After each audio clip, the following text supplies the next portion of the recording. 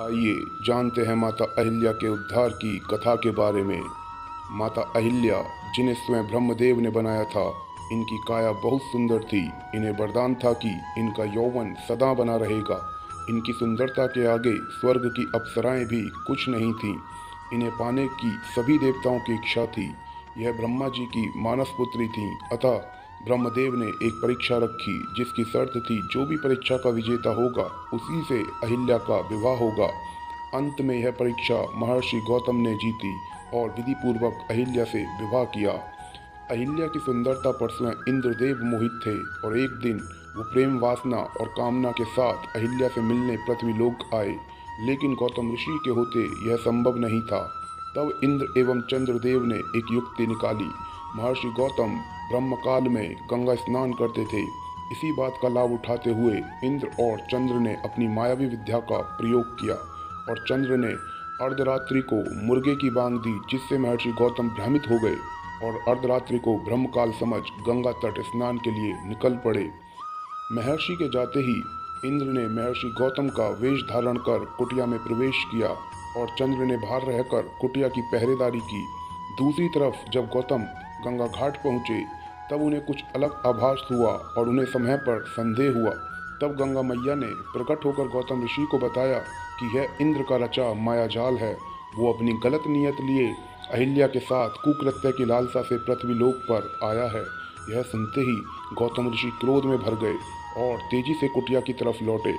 उन्होंने चंद्र को पहरेदारी करते देखा तो उसे श्राप दिया, उस पर हमेशा राहु की कुदृष्टि रहेगी और उस पर अपना कमंडल दे मारा। तभी से चंद्र पर दाग है। उधर इंद्र को भी महर्षि के वापस आने का आभास हो गया और वो भागने लगा। गौतम ऋषि ने उसे भी श्राप दिया और उसे नपुंसक होने एवं अखंड भाग होने का श्राप दिया। साथ ही यह भी कहा कि कभी इंद्र को सम्मान की नजरों से नहीं देखा जाएगा और न ही उसकी पूजा होगी। और आज तक इंद्र को कभी सम्मान प्राप्त नहीं हुआ। जब इंद्र भागने के लिए अपने मूल रूप में आया तब अहिल्या को सत्य ज्ञात हुआ, लेकिन अनहोनी हो चुकी थी जिसमें अहिल्या की अधिक गलती ना थी। उसके साथ तो बहुत बड़ा छल हुआ था, लेकिन महर्षि गौतम अत्यंत क्रोधित थे और उन्होंने अहिल्या को अनंत समय के लिए एक शिला में बदल जाने का श्राप दिया। जब महर्षि का क्रोध शांत हुआ तब उन्हें एहसास हुआ कि इस सब में अहिल्या की उतनी गलती नहीं थी, परंतु वे अपना श्राप वापस नहीं ले सकते थे। अपने इस श्राप से महर्षि गौतम भी बहुत दुखी थे। तब उन्होंने अहिल्या की शिला से कहा, जिस दिन तुम्हारी शिला पर किसी दिव्य आत्मा की चरणों की धूल स्पर्श होगी, उस दिन तुम्हारी मुक्ति हो जाएगी और तुम अपने पूर्व स्वरूप में पुनः लौट आओगी। इतना कहकर दुखी गौतम ऋषि हिमालय चले गए और जनकपुरी की कुटिया में अहिल्या की शिला युगों युगों तक अपनी मुक्ति की प्रतीक्षा में कष्ट भोग रही थी। युगों बीतने के बाद जब महर्षि विश्वामित्र राक्षसी ताड़का के वध के लिए अयोध्या से प्रभु राम और लक्ष्मण को लेकर आए, तब ताड़का वध के बाद वे यज्ञ के लिए आगे बढ़ रहे थे।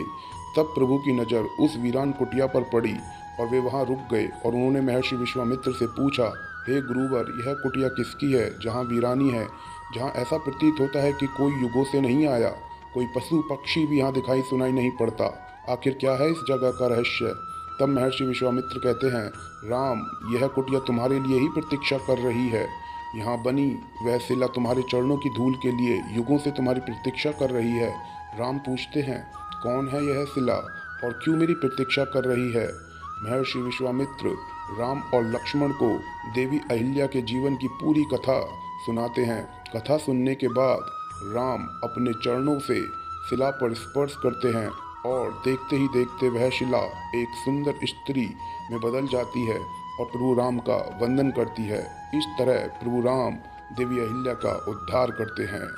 अगर आपको माता अहिल्या के बारे में यह जानकारी अच्छी लगी तो प्लीज़ वीडियो को लाइक करें, चैनल को सब्सक्राइब करें और बेल आइकन दबाना ना भूलें।